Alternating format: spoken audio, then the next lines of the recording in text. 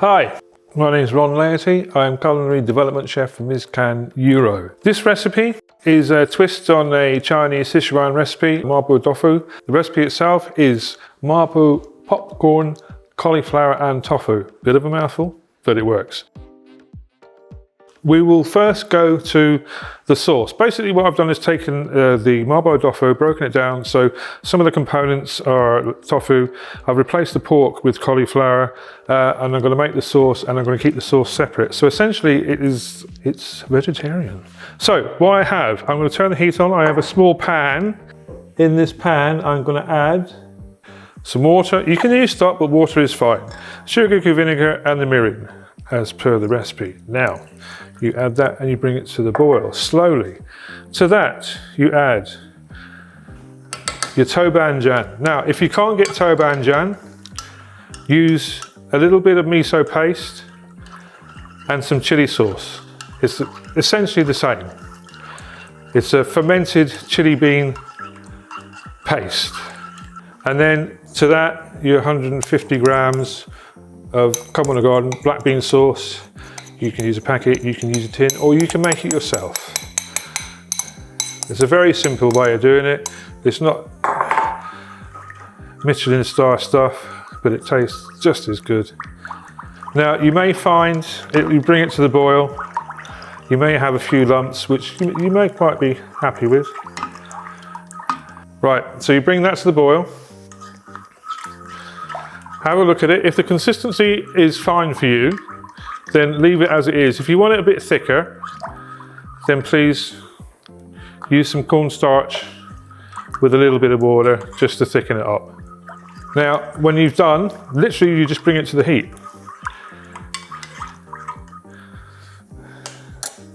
When you've done, turn it off, put it to one side, let it cool. Put it in a container, like so. You want it chilled because it will set the beans and the miso in the tobanjan will set it a little bit, and it'll give you a nice sauce consistency to go over the top of your cauliflower dish. With your cauliflower, if you cut out your center stem, basically this is an Asian fusion dish and a kind of street food dish, so you want to think about your pieces of cauliflower being bite size.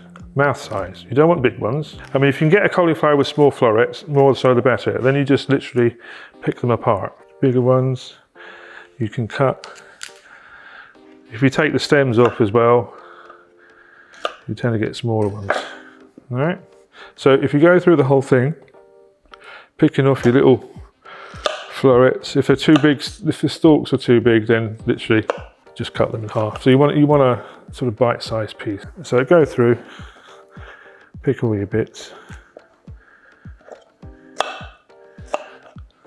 Now over there in the bowl is your vinegar, your shiragiku vinegar, that wonderful pickling umami liquid. It's actually, because it's so light, it picks up flavours so easily. I mean, with lots of heavier vinegars, it takes a long time for them to pick up flavours. But so I have here Sichuan peppercorns, straight in. Chili flakes, straight in. And a bit of salt because it's a brine. Not forgetting you have water in with the vinegar as well. So there's your flavourings. Now you can keep this and use it and store it. So you only want a little kick. Give it a stir.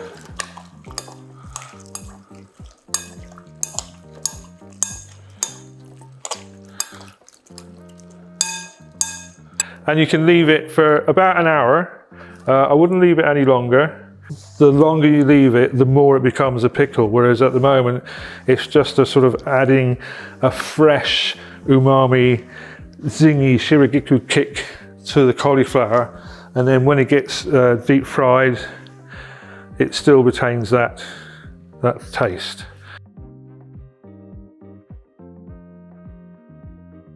Okay, 1 hour take your cauliflower out. Put it to one side, you're going to fry. Now that's been sitting for 1 hour. Now this is a garnish to go on top of your iceberg lettuce. Cherry tomatoes, cut them in half, put them in the same liquid. You don't want to leave these longer than 10 minutes. If we fry the cauliflower, we can cut the tofu at the same time. Now what I have is a mixture of plain flour, corn flour and tapioca flour. Now corn flour and tapioca flour are much higher in starch and will give a little bit crispier finish. Plain flour is quite dense and doesn't give it quite enough of a crispy finish, but you're not going to worry too much about crispiness. So, cauliflower into your flour mix, and we're at 180. So if you don't happen to have a fryer, I mean, you can do what I actually did before, is you can use a saucepan with a basket, and in that saucepan you have your oil, and you bring your oil to, if you can get it to 170, 180, then that gives you a bit of leeway. If you bring it too high, it goes too quick. Being it slightly lower, you can see it's only just starting to fry a little bit. Electric is good because it has a thermostat. Gas, just be aware of the gas level. Don't go anywhere higher than medium. At least with a cooker, you have the safety aspect of it having a built-in thermostat. 3 minutes will do it. Then move over to your tofu. So remembering you're going to be mouthful sizes. So this is a firm tofu. You tend to get 3 different types. There's this very soft, there's the medium, and then there's a firm. I'd go for the firm when frying because you get a nice coating on the outside, and the soft one tends to get a bit mushy and end up with a fryer full of bits. So I cut the half in half, and then with a lot of Japanese cooking, I cut the half in half again.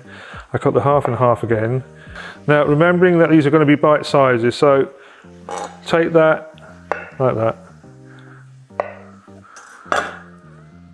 That's quite nice actually. Now you can go down a bit further. In fact, I think I will, because remembering you're going to have flour on the outside. So don't go any smaller than that, because you want to be able to have that tofu softness with the outside. And this is in fact a variation on a Japanese dish with they deep fry tofu and add sesame oil and other bits. So again, to your flour. Put your tofu into the flour. Check on your cauliflower, that should be about 3 minutes. Open her up, and then you can see you got that nice golden brown. So let it drip for a bit.